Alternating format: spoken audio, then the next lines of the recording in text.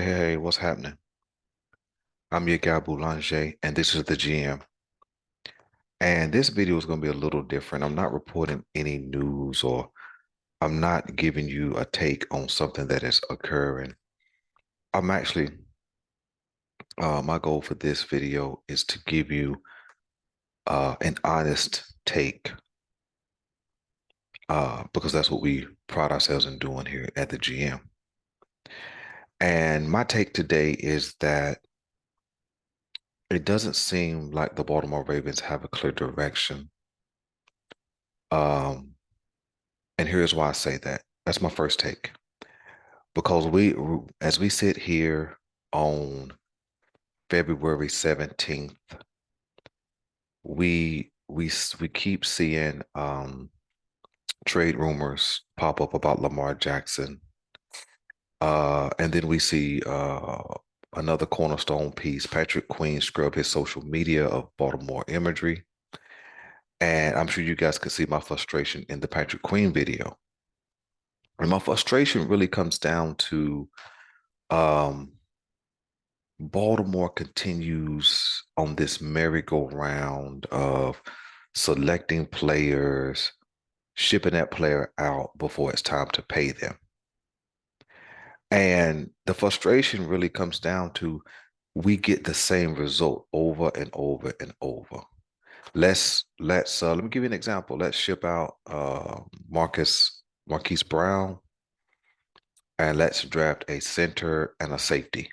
No wide receiver to replace him, but let's get a center and a safety in the first round. Okay. And you see the result we got, a 10-7 season and a first round exit.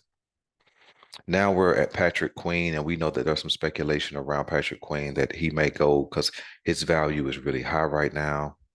And so we break up what is probably the best tandem of linebackers in the league, and we're going to send him out for what? Some draft picks, even if we get a first and a fifth or a second and a third or whatever that looks like, right? We know Baltimore loves picks. What are we going to get in return? A rookie linebacker who has to be caught up to speed. Uh, maybe a corner, right?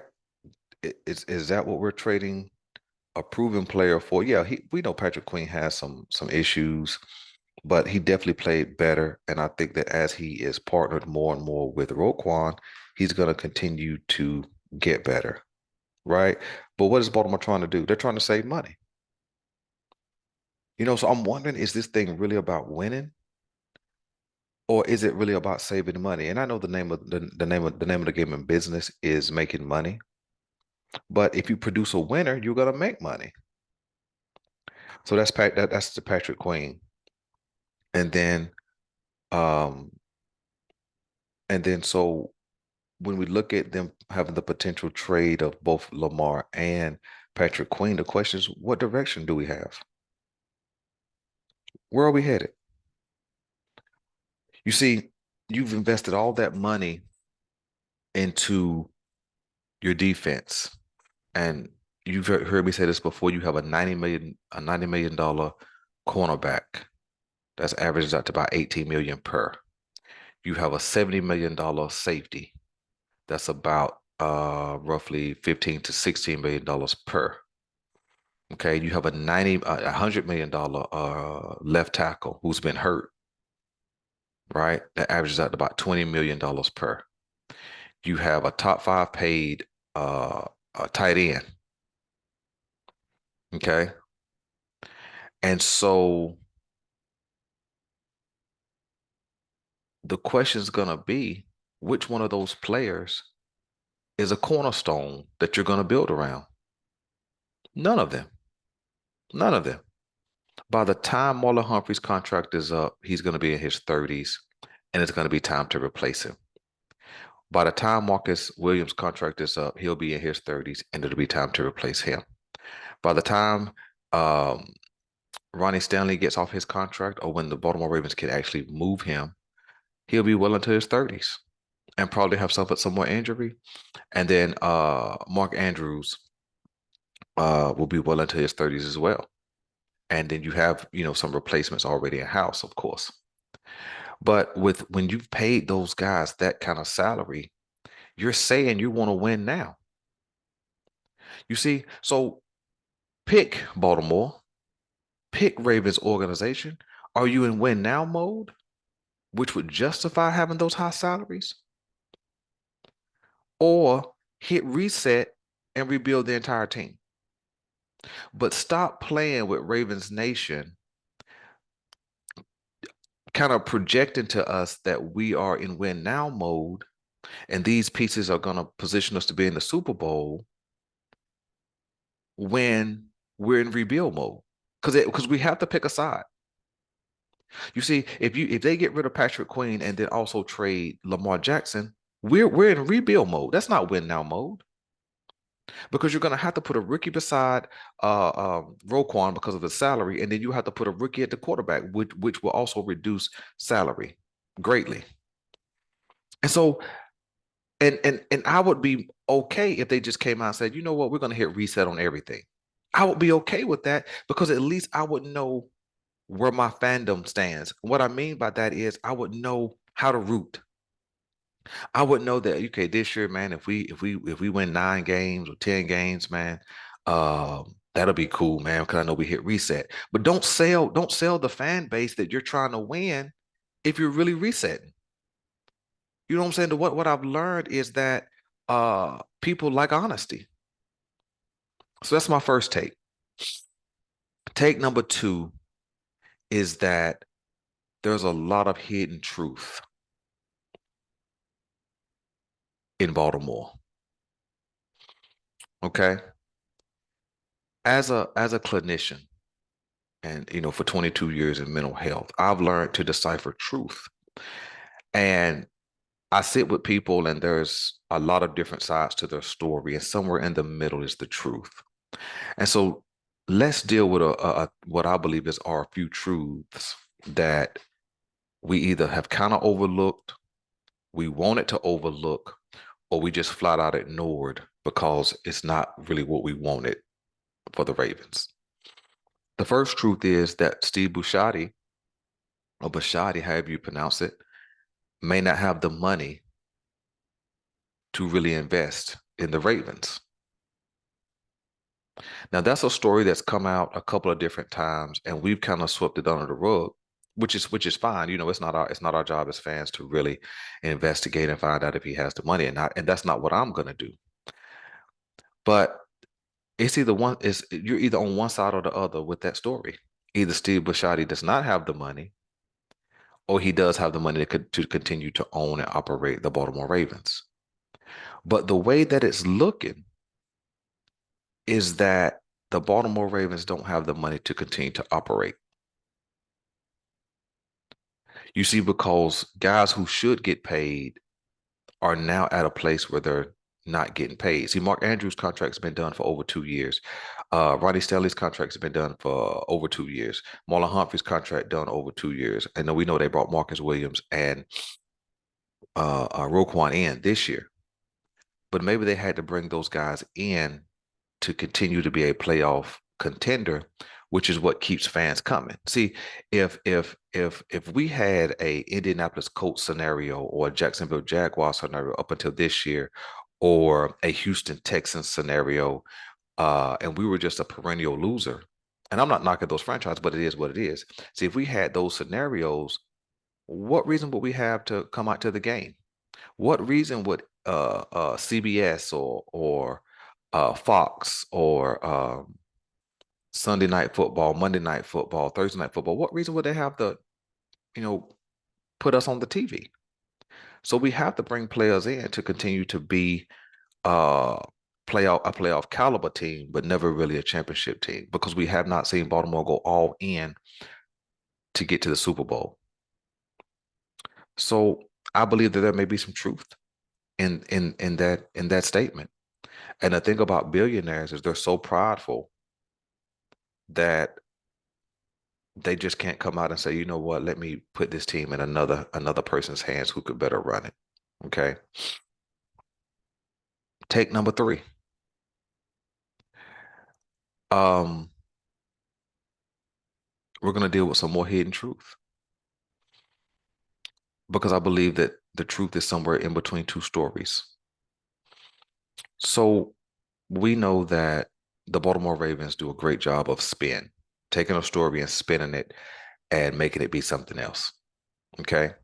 So you remember back during, I don't remember which week it was, and that's not super important, but remember when the article came out about Lamar Jackson being uninvolved in his rehab from his injury? And it was a scathing article that talked about basically the lack of character and that this is not the first time he hasn't been invested in trying to get back from an injury. And they referenced the 2021 injury as well at the same time of the year, when he missed the last 5 games of the season. And we did not see any of the coaches, nor did we see EDC come out and say anything different. We did not see anybody come out and oppose that article. But then about 3 days later, 4 days later, it was definitely the same week. There was an article by the same source that came out and recanted the entire story. So how can you go from a scathing report early in the week and then a total recant later in the week? Well, that means somewhere in the middle is the truth. And the truth may certainly be that Lamar Jackson was not invested in rehabbing. And maybe he just didn't believe in the team. Maybe he felt like Baltimore wasn't invested in him, so why rush to get back from the injury? Now, I would like to give him some credit and believe that he is a baller, and he was trying hard to get back, but I don't know. But what I would say is between those two articles, between those two stories, there's some truth in that statement. Maybe he was disconnected from the team. Maybe he was more distant than he had been before. But there is certainly something going on behind the scenes in Ravens Nation, specifically in the organization, that the fans aren't privy to. Okay. And I'm just trying to create um, a soft landing for us to prepare for what's to come. Okay. So somewhere between those two articles, there is truth. All right. Let's come to the end of the season. Okay. And we, when we learned that Greg Roman was being dismissed, we were told that it was agreeable. Okay. That's two different sides of the story because we had heard all year long, especially in the later part of the year, that he needed to go.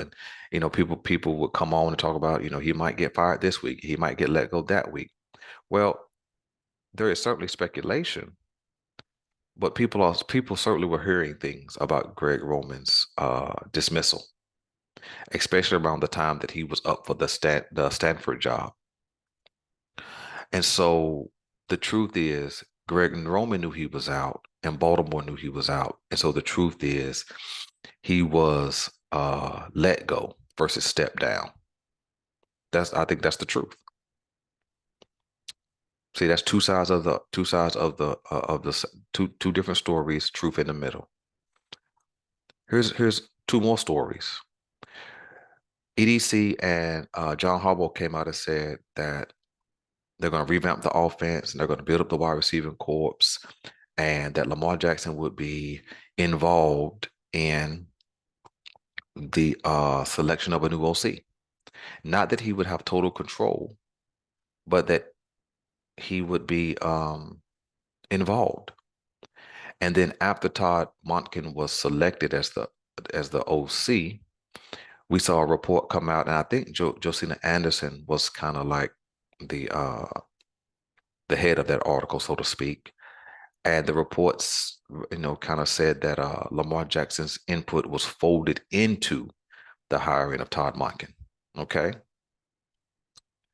And so that fit with what Harbaugh and EDC had said about Lamar being invested, okay, in the selection. But then, as I reported earlier, um,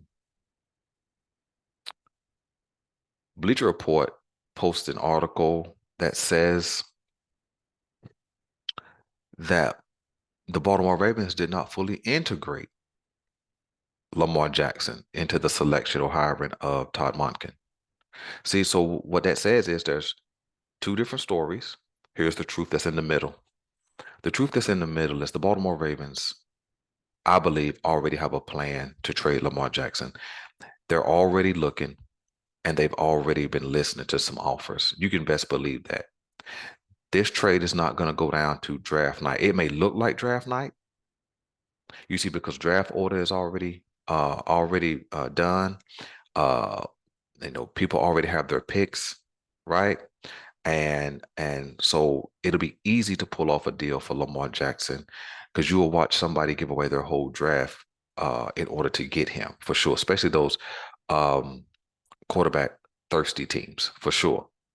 So I think that Lamar Jackson is closer to being traded than anything, and here's why. You can't say he's going to be involved in selecting a new OC who would have a direct link to Lamar Jackson in training camp, in preseason, and in the regular season.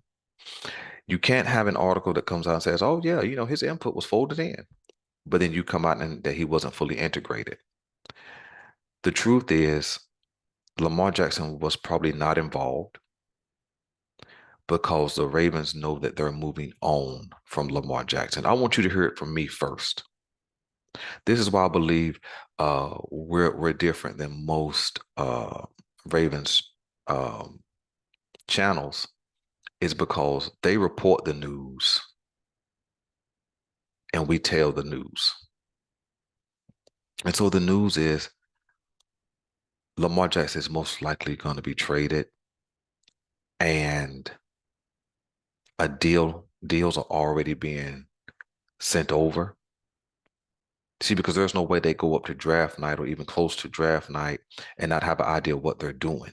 There's no way they hire an OC but not have a quarterback under contract. See, follow what I'm saying. Those things don't make sense, right? Oh, let's get an OC but have no quarterback. Now, if they can get Lamar at their price, then they'll certainly do that. They'll certainly sign Lamar and at their price. But Ravens Nation, why should Lamar take a deal? Why should he give a hometown discount? You see, there's no evidence. See, there's no evidence that they're going to invest into the offense. You see, because they say one thing, story, they're going to invest, but what they've actually done has not been has not been that at all. So are you telling me that they'll select a new OC without having a quarterback side? That don't make sense. But the one thing we know about Todd Monken, like I reported in another video, is that he's familiar with this year's draft class. He competed against him. He watched them, so on and so forth. He saw Bryce Young firsthand. He saw CJ Stroud firsthand. And being in the SEC, I think he saw Levis as well. So he knows what these guys are about. You see, I don't think it's no accident that they went to the college ranks to pick an OC. You see, because a college OC will know how to work with a college player, a guy who's fresh out of college. He'll know how to nurture him and mature him. I mean, I think that guy down there, his name is Stedman Bailey, I believe, or Stetson Bailey down in Georgia, a walk on. He turned him into a Heisman Trophy candidate. And so and so I certainly believe Baltimore organization wise has hit reset. I think they already know that they're going to trade Lamar Jackson. And so Ravens fans, I want us to have a soft landing. Allow me to slide the cushion under you. So when this thing happens, we don't take it as hard. Okay? Because I think it's happening. Because the truth is somewhere in the middle. There's too much evidence that says Lamar is out than that says Lamar is in. Okay? And I'm already turning the page. I'm going to finish the blueprint, which I'm already working on. And all this new news is causing me to rethink the blueprint, but some of the material is already done, so I'll continue to put it out. but I certainly think that this divorce is coming, and I think the Ravens will hit reset. And if they hit reset and go with a rookie quarterback, I think we're a 9-win team next year, especially if they trade Patrick Queen. I'm okay with a youth movement, but just be honest with me about what you're doing.